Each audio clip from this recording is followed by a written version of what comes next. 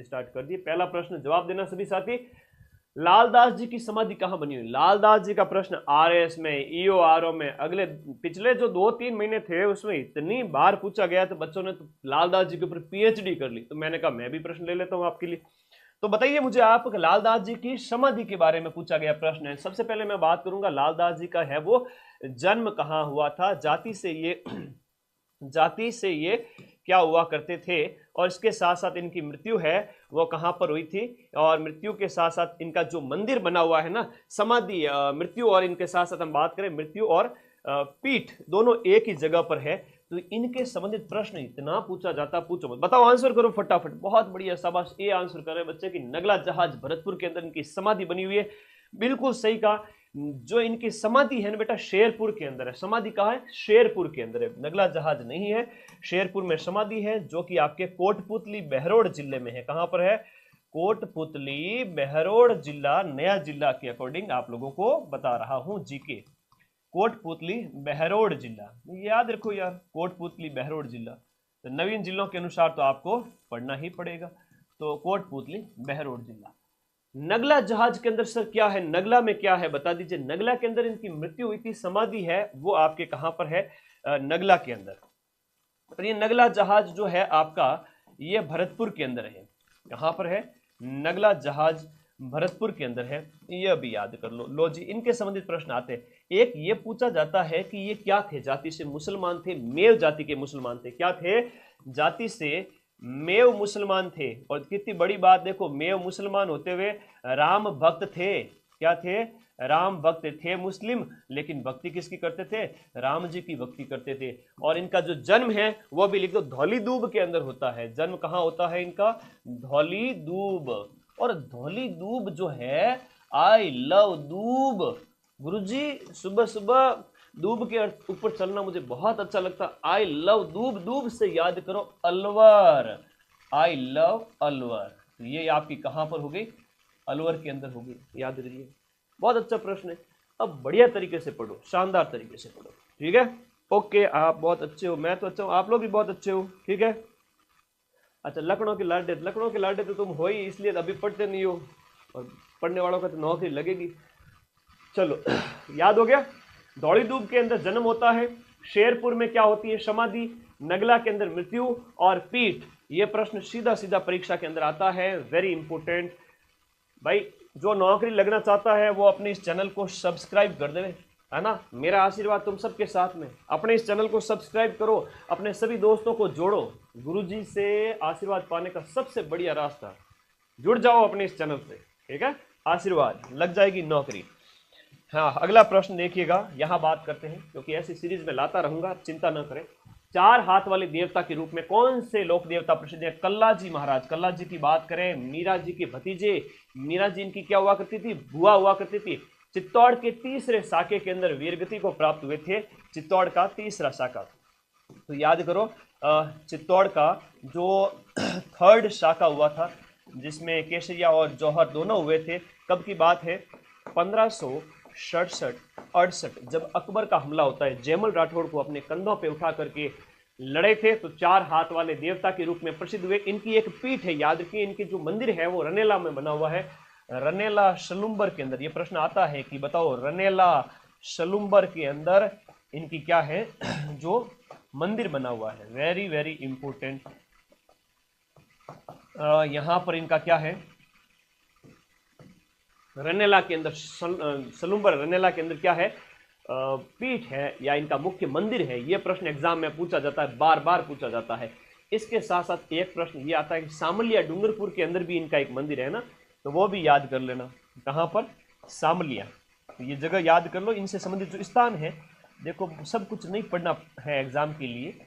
Exam के लिए वही पढ़ना है जहां से सीधे सीधे प्रश्न एग्जाम में आ रहे हैं, इसके अलावा कुछ भी मत पढ़ो। तो सामलिया डूंगरपुर रनेला, इनकी जो पीठ है या मुख्य मंदिर, आपके कलाजी भगवान, कलाजी महाराज, 4 हाथ वाले देवता, इनके संबंध में याद रखना। इनकी छतरी का प्रश्न कई बार एग्जाम में आता है कि जो कलाजी महाराज है, इनकी छतरी कहां पर है? तो भैरव पॉल, जो आपकी चित्तौड़गढ़ दुर्ग के अंदर भैरव पॉल है ना, भैरव पॉल चित्तौड़ दुर्ग, भैरव पॉल चित्तौड़ दुर्ग, वहां पर आपकी क्या बनी हुई है?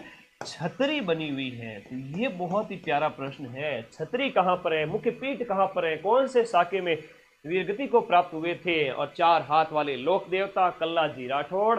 बहुत बढ़िया प्रश्न, आगे आ जाओ। फिर देखिएगा किणसरिया। किणसरिया जो नागौर के अंदर है, वर्तमान में नागौर में नहीं है, वर्तमान में है ये आपका डीडवाना कुचामन जिला, है ना। पहले अधीनस्थ बोर्ड का प्रश्न है, मैं एज इट इज उठा के लेके आया हूँ। डीडवाना कुचामन जिला, नया जिला, जहां पर देखो नया नया जीके पढ़ा रहा हूं यार। 1000 लाइव होने वाले, फटाफट शेयर करो सभी दोस्तों के बीच में। वेरी इंपॉर्टेंट आपका किणसरिया जो डीडवाना कुचामन जिले में स्थित है, ये किस देवी का मंदिर है? ये क से किणसरिया, क से केवाई माता। एग्जाम में जो प्रश्न आता है वो है, ये है कि दैयाओं की जो कुल देवी है ना, दैया राजपूतों की कुल देवी कौन है? केवाई माता है। तो ये याद रखना आपका, दैया वंश की कुल देवी, दैया वंश की क्या है? कुल देवी। ये प्रश्न आता है परीक्षा के अंदर, बस इससे अलावा कुछ नहीं पूछा जाता। ये पूछा जाता है किणसरिया में किसका मंदिर है और ये किन की कुल देवी है, इतना प्रश्न एग्जाम में पूछा जाता है। यहाँ पर काड़ा गोरा भैरव की भी मूर्ति स्थित है मंदिर परिसर के अंदर। सुंदा माता जालोर हो गया, आई माता है तो जोत जलती रहती है बिलाड़ा जोधपुर के अंदर, है ना। मोदरा या महोदरा माता है जो आपके, वो कहते हैं बड़े उदर वाली देवी, याद रखिएगा। भदर का संबंध किससे है?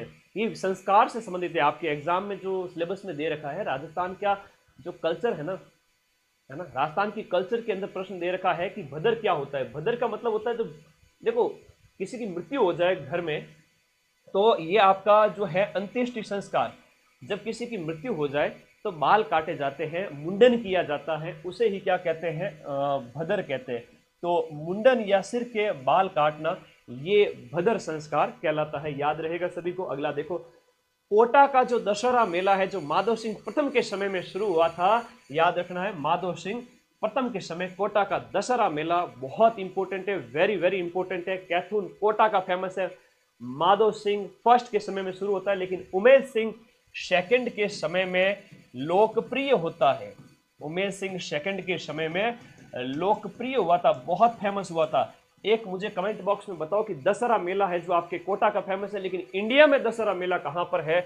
अगर हम बात करें आपके इंडिया में कहां का फेमस है, तो मैसूर कर्नाटक का बहुत प्रसिद्ध है आपका दशहरा मेला। यहां बात करें जयपुर स्थित जो आपका गोविंद देव जी मंदिर है, गोविंद देव जी जो मंदिर है वो कौन से संप्रदाय से संबंधित है? देखो गोविंद देव जी जो मंदिर है वो आपका गौड़ीय संप्रदाय की संबंधित है ना। एक होता है वल्लभ संप्रदाय, भगवान श्री कृष्ण के बाल रूप की जिसमें पूजा की जाती है वो वल्लभ संप्रदाय होता है, और ये है आपका गौड़ीय संप्रदाय। तो गौड़ीय संप्रदाय की पीठ कहाँ है? गोविंद देव जी मंदिर आपका जयपुर के अंदर है। सर अब की बार आईफोन मेरे, अच्छा आईफोन तो फिर पटवार वीडियो बैच का स्टूडेंट होना चाहिए, माइंड मैप का, लैब असिस्टेंट बैच का स्टूडेंट होना चाहिए, रीट बैच का स्टूडेंट होना चाहिए। अब 4th ग्रेड वाले बैच को तो मैं सम्मानित कर सकता हूँ, आईफोन दूंगा तो फिर मैं इतने पैसे कहाँ से लाऊंगा? कुछ बैच के लिए घोषणा की हुई है, लेकिन मेरा आशीर्वाद सबके साथ में, नौकरी लग जाओ, वो आईफोन से भी बड़ी चीज़ है। आईफोन चौ है, कोई बात नहीं, है ना। टॉपर को तो दे ही सकता हूँ, ओके, टॉपर को दे दूंगा, चिंता मत करो, ओके। तो गौड़ीय संप्रदाय जयपुर, जयपुर के राजा, जयपुर के शासक के रूप में फेमस है, कौन है? आपके गोविंद देव जी भगवान प्रसिद्ध है। देखो आगे बात करें हम, अनेक खिड़कियों और झरोकों से सुसज्जित, अपन तो सीधी बात करें किसकी? खेतड़ी महल। खेतड़ी महल का बहुमंजिला जो भवन है वो लखनऊ के भूल भुलैया और जयपुर के हवा महल जैसा हमें दिखता है। तो शेखावाटी के इस हवा महल, शेखावाटी का हवा महल, यह राजस्थान का दूसरा हवा महल का निर्माण खेतड़ी के महाराजा भोपाल सिंह ने गर्मियों में रेस्ट के लिए बनवाया था। ये कहाँ पर स्थित है? तो झुंझुनू में नहीं है, ये आपके कहाँ पर है? खेतड़ी में। और बाकायदा ये क्वेश्चन आपके पूछा गया था अधीनस्थ बोर्ड के द्वारा, बहुत ही प्यारा क्वेश्चन है, वो पूछा गया था। ये आपका खेतड़ी महल, वेरी इंपॉर्टेंट, याद करिएगा, खेतड़ी महल। आंसर करो, झुंझुनू में है या खेतड़ी में? हाँ, इसमें थोड़ा कंफ्यूजन हो जाता है बच्चों के। बहुत बढ़िया, शाबाश। एक हकीकत बताओ ना, इस क्वेश्चन में अभी जैसे मैं भी आंसर आपको एक मैंने टिक किया था, है ना, किया था कि नहीं किया था? ये बताओ, आंसर करो, मुझे ये बताओ, खेतड़ी में स्थित है या झुंझुनू में स्थित है? ये अधीनस्थ बोर्ड ने बड़ा अच्छा क्वेश्चन पूछा था। ए या सी? ए या सी बताओ फटाफट। बहुत बढ़िया, बहुत बढ़िया, लगातार तुम लोग। इस क्वेश्चन के ऊपर मैं थोड़ा रुका हूं, वेरी इंपॉर्टेंट है। ओके, बताओ, वेरी इंपॉर्टेंट, मोस्ट इंपॉर्टेंट। देखो मेरे भाई, खेतड़ी महल झुंझुनू शहर में है, खेतड़ी स्थान जो है वहां नहीं है। और मुझे बहुत अच्छा लगा था जब मैंने ये क्वेश्चन पहली बार देखा था, जब बोर्ड ने पूछा था, तो पूछने का तरीका देखो, झुंझुनू के अंदर है ना, खेतड़ी में नहीं है। ये गलती मत कर देना, ठीक है। ओके, बहुत बढ़िया, बहुत बढ़िया। सी, वेरी वेरी इंपॉर्टेंट, हो गया याद। देखो इस तरह से तो थोड़ा याद रखना है, ठीक है। चलो, इसकी हम बात करें, राजस्थान का दूसरा हवा महल, इसके बारे में याद कर लेना, राजस्थान का सेकंड हवा महल, सेकंड हवा महल है ये।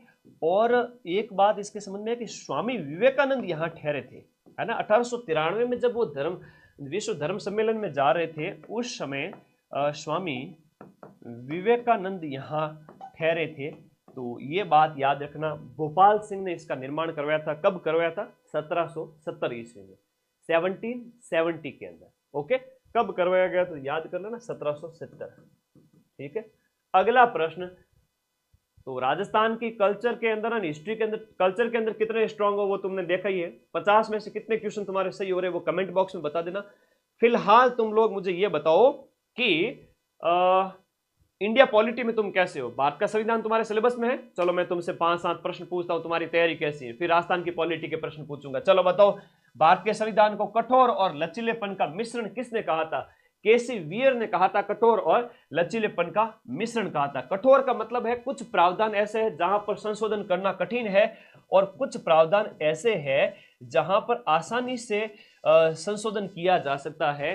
तो ये बहुत इंपॉर्टेंट है। संविधान का आर्टिकल 368 संविधान के जो है संशोधन की बात करता है। और वैसे हमने संविधान के संशोधन की प्रक्रिया है दक्षिण अफ्रीका से अपनाई है।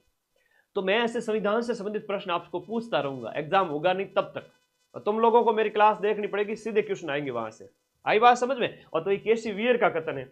अगला देखो, ये प्रश्न तुम लोगों को बताऊं, अभी 1 महीने पहले पेपर हुआ, उसमें पूछा गया था कि भारत की संविधान सभा में महिलाओं की संख्या कुल कितनी थी। सरोजनी नायडू, अमृता कौर वगैरह ऐसी महिलाओं को मिलाकर के टोटल 15 थी। 15 याद रख लेना। बहुत अच्छा प्रश्न है, अभी पूछा गया था एग्जाम के अंदर। भारतीय संविधान को किसने एक जीवंत दस्तावेज कहा है? डॉक्टर अंबेडकर जी ने, जो संविधान के जनक, अब ये छोटा सा प्रश्न पिछली अभी पूछा गया था कि संविधान के जनक या संविधान के पिता, निर्माता, प्रारूप समिति के हेड कौन थे? तो ये आपको याद रखना है, अंबेडकर जी थे, ठीक है।